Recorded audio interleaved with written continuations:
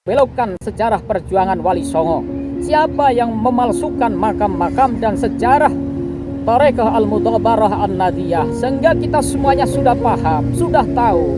Jadi nggak usah membelokkan cerita dengan mengatakan dan selalu menyampaikan jangan mau dipecah belah, jangan mau diadu domba. Kita semuanya sudah paham siapa yang memecah belah, siapa yang mengadu domba. Kita tetap semangat melindungi para ulama-ulama pribumi, ulama-ulama Nusantara, dan menjaga marwah dan kewibawaan Nahdlatul Ulama. Kita tetap semangat satu barisan menjaga keutuhan negara Republik Indonesia.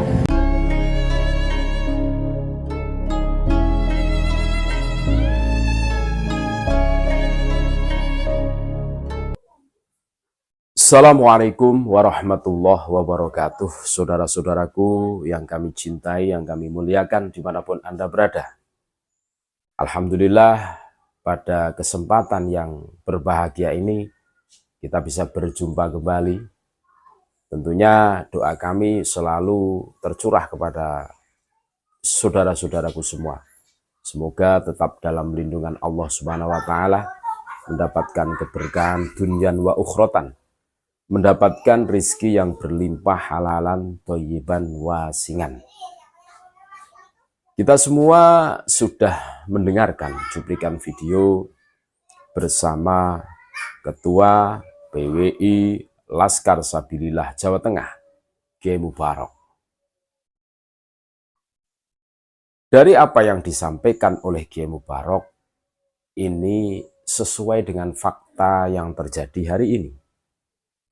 Jadi para imigran Yaman ini itu kalau urusan membolak-balikkan fakta, mereka ahlinya. Bukan kali ini saja, tetapi tempo dulu zaman FPI masih eksis, wah mereka itu sangat ahli. Mungkin di dalam ajaran mereka memutarbalikkan fakta atau fitnah itu boleh. Mungkin, tetapi mereka kebablasan sampai detik ini. Mengatakan PWI Laskar Sabilillah, Gus Abbas Buntut, Kiai Imaduddin, dan kawan-kawan ini adalah pemecah belah umat. Ini dilihat dari segi mana kok mereka selalu bikin narasi bahwa PWI LS ini adalah pemecah belah umat. Nah, ini tentunya otak atau akal kewarasan orang-orang seperti ini dipertanyakan.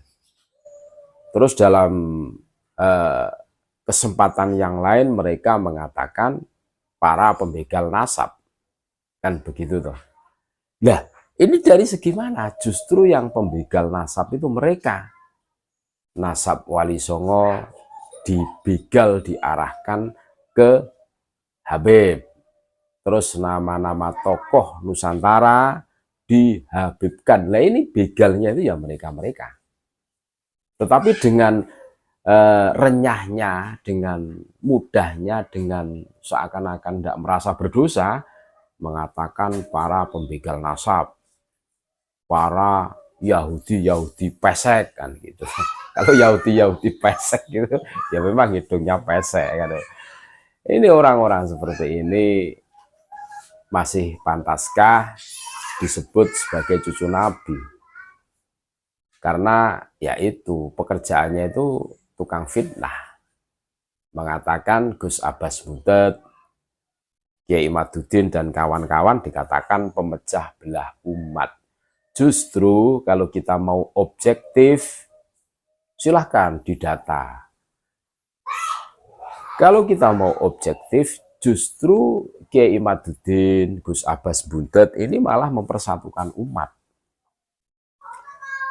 Agar umat yang berada di Nusantara ini tidak tersesat.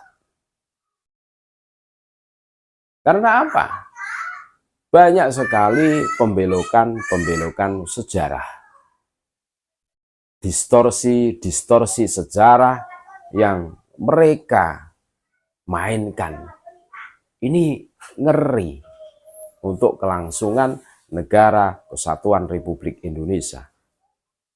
bagi warga NU seharusnya juga mempunyai rasa khawatir pada saat seorang yang di situ dielu-elukan oleh para mukibinnya tentunya, terus dinarasikan seorang wali, tubuhnya bisa membelah diri menjadi beberapa bagian.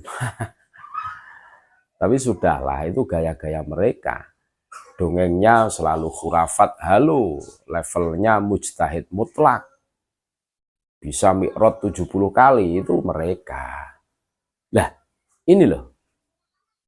Bagaimana sebagai warga NU contoh, kita harus khawatir tentang distorsi sejarah NU, tentang pembelokan sejarah NU.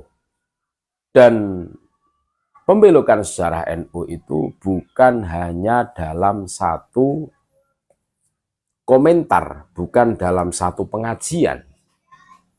Di beberapa buku itu sudah beredar, bahkan di buku-buku pelajaran, bahkan di ke-NU-an juga ada. Kemarin kami sudah mengunggah tentang pembelokan sejarah NU di RMI, di daerah Tegal apa Brebes itu, cetakan RMI, yang mana di situ itu ada nama Habib Hashim bin Umar bin Yahya yang menjadi tokoh berdirinya NU. Dan ada narasi lagi bahwa Hadratus Syekh itu berguru kepada beliau. Wow. Berarti ini sungguh narasi-narasi yang dibangun oleh mereka itu di luar nurul. Kalau mereka bisa membuktikan dengan data, dengan manuskrip yang di situ menyebutkan sosok seorang Habib Hashim bin Umar bin Yahya, ya. Dan yang lucunya lagi, mereka tidak bisa membuktikan. Mereka bisanya cuma bikin narasi. NU itu didirikan oleh kakek saya loh. Ini loh namanya, kan gitu. Terus anehnya lagi, Mukibin ini dengan fanatik butanya itu langsung mencatatnya, terus dipubliskan, disebarluaskan, bahkan masuk ke kalangan-kalangan akademisi, pesantren-pesantren, sekolahan-sekolahan sudah dimasuki. Ini berbahaya. Menurut kami ini bukan persoalan yang remeh-temeh. Ini persoalan yang serius yang harus betul-betul kita sikapi. Tidak boleh tidak. Karena apa? Menjaga marwah NU ini adalah tanggung jawab kita bersama sebagai warga NU. Jangan ngaku warga NU pada saat sejarahnya dibelokkan terus kita tahu, terus kita diam saja. Kasihan anak cucu kita, kasihan muassis Jam'iyah Nahdlatul Ulama yang betul-betul tulus, betul-betul ikhlas bikin wadah atau organisasi yang menaungi faham akidah ahli sunnah wal jamaah sebagai firqotun najiyah tentunya, yang akan menjadi bahtera kita semua, yang akan menyelamatkan kita tentunya. Terus mereka bikin narasi, mereka bikin bahtera lagi, ya otomatis menyaingi NU, Safinatun Nuh. Wah, ngeri kan. Tapi sudahlah. Yang penting hari ini kita harus banyak-banyak belajar, banyak-banyak membuka sejarah yang asli, agar pembelokan-pembelokan sejarah yang masif dilakukan oleh orang-orang yang mengaku dirinya wali ataupun yang mengaku cucunya Nabi ini harus kita luruskan, harus kita bereskan. Tidak boleh tidak. Karena kalau kita biarkan, ya fantadiri sa'ah. Tunggu bom waktu yang akan menghancurkan negara kesatuan Republik Indonesia ini. Ini yang menjadi kekhawatiran kita semua tentunya. Itulah apa yang disampaikan oleh Kiai Mubarok, Ketua Umum PWI Laskar Sabilillah Jawa Tengah. Yang memecah belah itu siapa, terus yang keluar-keluar Kiai Imad, Gus Abbas Buntet pemecah belah, itu ya mereka.